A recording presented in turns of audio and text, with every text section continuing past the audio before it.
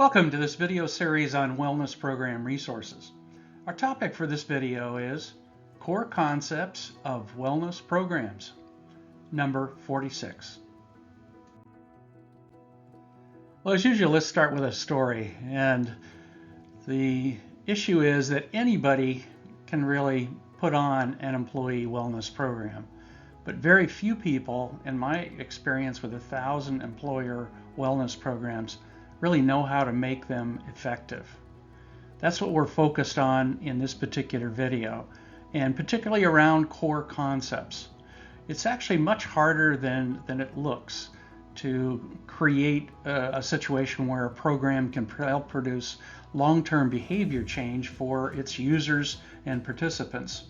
One of my clients over the years was a large sugarcane and sugar beet producer.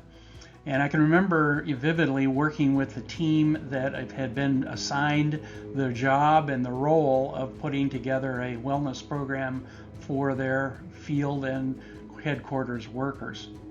One of the things that I recognized very quickly was that they had very little knowledge of the core concepts of what a wellness program needs to do. And that's when I began really looking at developing something that would help them get a sense of what's important. So that's the way in which I begin this whole process. I think there are a variety of situations that I've seen this same thing in. It's not rare, it's very common.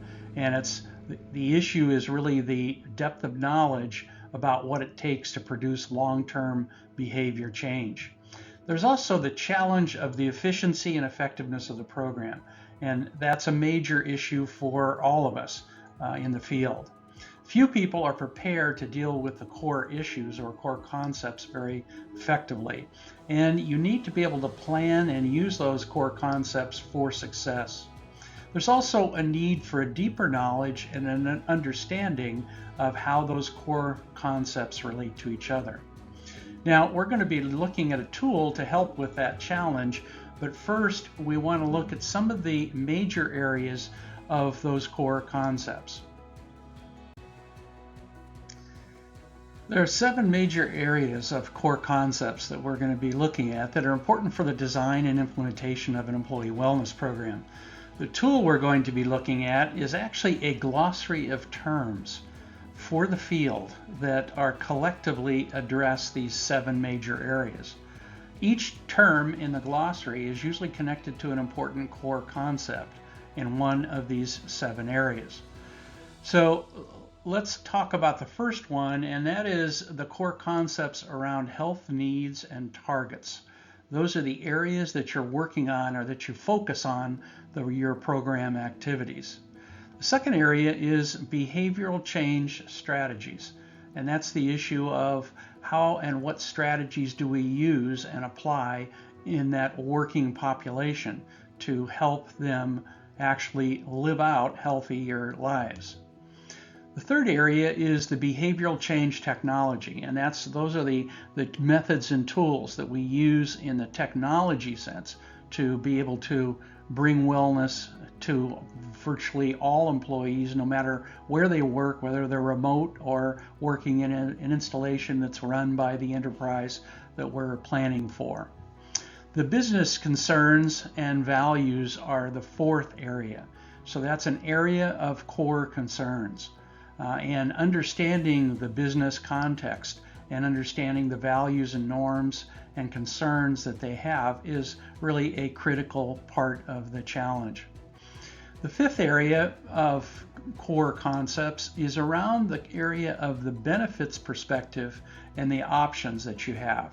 Benefits are a strong and important element and a tool in being able to shape wellness programs into much more effective kinds of endeavors. The sixth area is the area of organizational strategies, and that's the way in which our wellness program is going to interface with other parts of the organization and our understanding of the dynamics. And it's some of the organizational politics, it's how things get done in specific organizations, but there are important core concepts attached to that.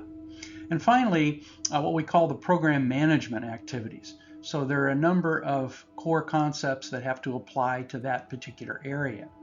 Now, in summary, there are some very important core concepts that need to inform our design and implementation of employee wellness programs. The more familiar we are with these concepts, the better, and they are attached to these 7 core areas.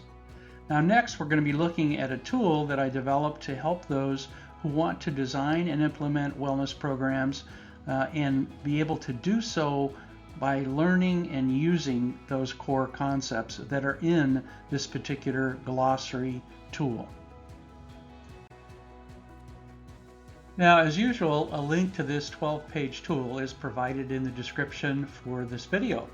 You can download it for free, and I would recommend that you pause this video and then download it and either print it out or at least get it into a screen that you can view.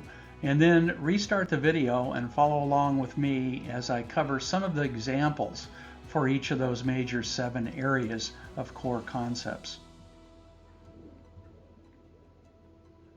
Now let's go ahead and move through the various terms. And what I'm going to do is I'm going to give you the major concept area. For instance, the first one is health needs and targets, and examples of core concepts that are in this glossary are BMI, body mass index, HDL, high density lipoprotein, prevalence, and VO2 uptake. Those are all issues which relate to health needs and targets.